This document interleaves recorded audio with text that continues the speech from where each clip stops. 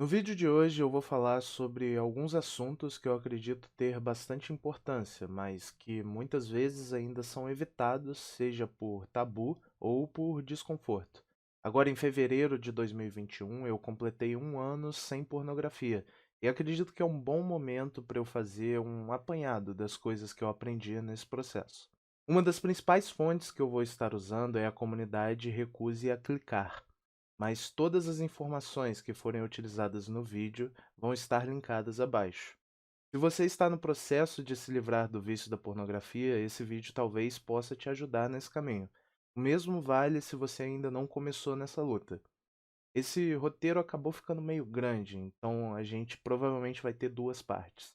Sem mais delongas, aqui vamos nós. By any means necessary. The revolution will not be televised. Combate à discriminação racial. Para quem não me conhece, olá, eu sou o Pé. Prostituição. Eu acredito que é impossível entrar no assunto de pornografia sem falar sobre prostituição. Eu me recordo de um filme onde a piada é feita nos Estados Unidos, onde um policial entra num quarto de motel para prender pessoas por prostituição, já que seria ilegal, e eles simplesmente ligam uma câmera e, já que agora é pornô, estava tudo certo.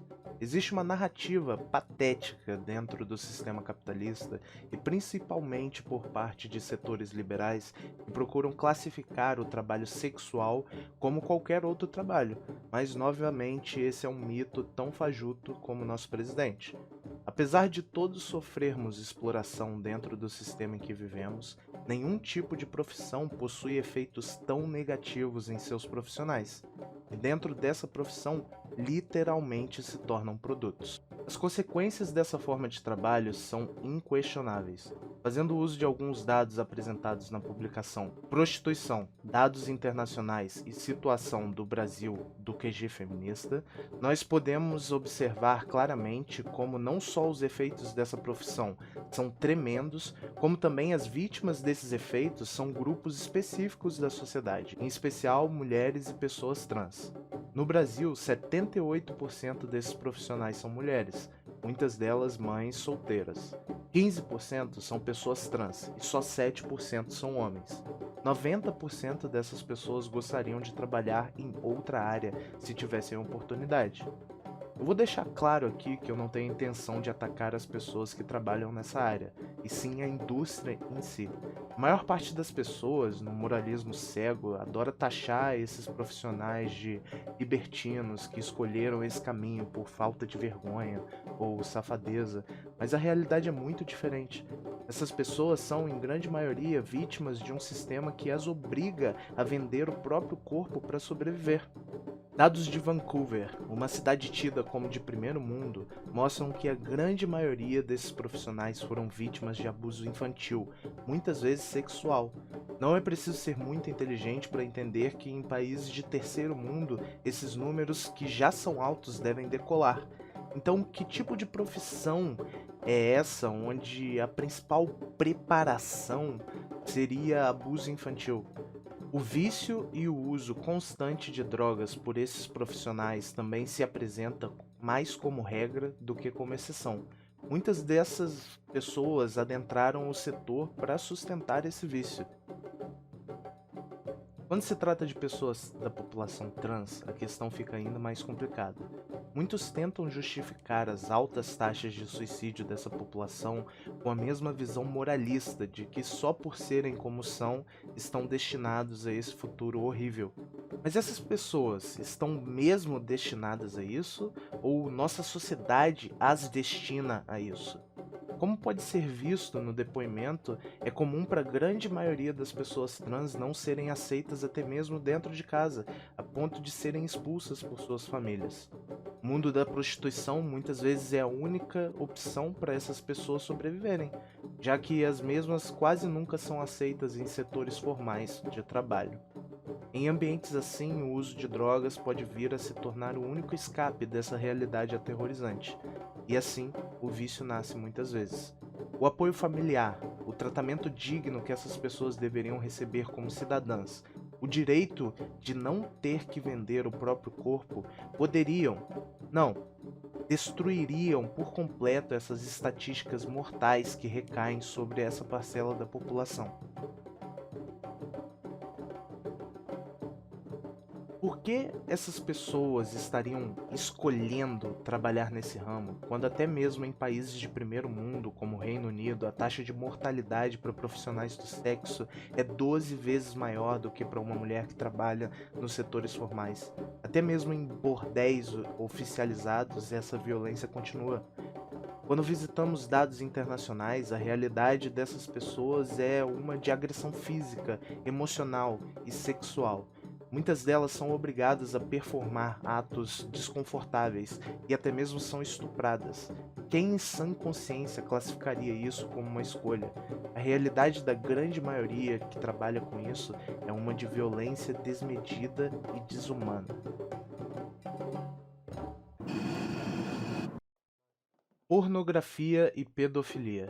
Eu acho importante reforçar que nenhum julgamento moral foi ou será feito aqui. Eu não tenho intenção de criminalizar sexo ou taxar liberdade sexual como um pecado. O que é necessário é que não se ignore os resultados negativos que essas formas de trabalho têm em suas profissionais e na sociedade como um todo.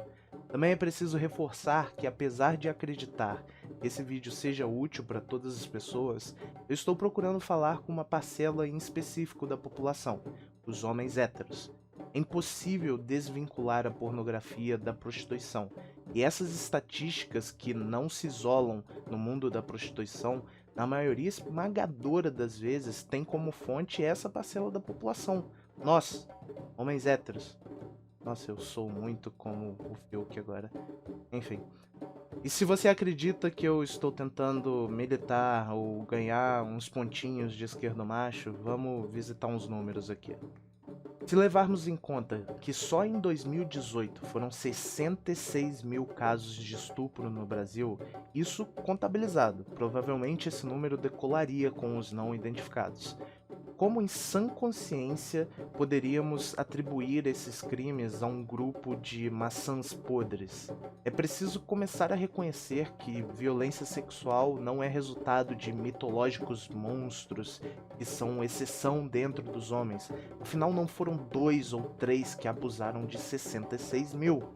E se toda essa violência contra mulheres não consegue te mover, talvez o fato de que 53,8% das vítimas foram garotas menores de 13 anos. E você pode se perguntar, mas o que pedofilia tem a ver com pornografia? Vamos lá. A pornografia, como toda forma de mídia, tem maneiras de estabelecer padrões sociais. A forma como o sexo é retratado e as pessoas envolvidas são tratadas tem grande influência na vida de quem está assistindo aquilo. Mais pra frente a gente vai discutir os padrões irreais de beleza estabelecidos pela indústria, mas agora vamos focar no fato de que cada vez mais a imagem de inocência ou juventude é erotizada. A gente não pode esquecer que há pouco tempo atrás saiu um filme da Netflix e o título original era Curious, que seria uma tradução livre, bonitinhas ou fofinhas. É um filme que retrata crianças, todas mulheres no caso, meninas, né, de uma forma ultra sexualizada. E é um filme que recebeu muitas críticas de todos os lados, tanto da direita como da esquerda. E eu acredito que críticas bem feitas, porque existe uma sexualização clara daquelas garotas que estão ali. Se formos ser bem diretos, não é preciso ser muito inteligente para compreender que a ideia de garotas menores de idade faz sucesso dentro do mundo pornográfico. Mesmo que essas atrizes sejam de fato maiores de 18 anos, e que conscientemente a gente saiba que elas estão simulando adolescentes ou garotas menores de idade, inconscientemente nosso cérebro vai traduzir aquilo como verdade. Essa erotização passa a ser real nas nossas cabeças. A imagem de uma garota pequena, frágil e inocente passa a ser o que nos dá tesão. Vamos ser sinceros, né, maluco? Por que caralhos você quer ficar com tesão com uma criança, cara? Vale lembrar também toda a onda de pornografia incestuosa que invadiu a internet nos últimos anos. Vídeos de padrastos fazendo sexo com filhas, mães com filhos e entre irmãos e meio-irmãos. Outro dia mesmo eu vi uma postagem de uma jovem mulher que, ao acessar o celular do pai, encontrou pornografia de incesto e hoje em dia ela só consegue dormir com a porta trancada. Esse é o mundo que a gente quer viver? Isso não acaba aí. Se a gente for pensar fora dessa bolha pedófila, ainda tem a maneira como muitas dessas cenas pornográficas são gravadas, incluindo violência explícita contra mulheres e até mesmo simulações de estupro. A ideia de BDSM vem a partir disso. E eu preciso admitir que durante anos eu me vi dentro desse ideal. E como isso me afetou e afeta as pessoas é o que eu vou falar na parte 2 desse vídeo. Eu tenho uma clara visão, até mesmo se a gente for pegar Lélia, se a gente for pegar Davis e a gente for pegar interseccionalidade, a gente vai ver que não tem como desprender essa discussão sexual de todas as outras discussões. Até porque, da maneira que eu vejo, ela tá muito conectada com o capitalismo, cara. Tipo, é impossível a gente não pensar, por exemplo, no OnlyFans, e que é um site onde mulheres podem basicamente vender nudes e vídeos pornográficos de si mesma, até mesmo outras coisas também. E já tiveram casos de mulheres que venderam fotos nuas de quando elas eram crianças lá.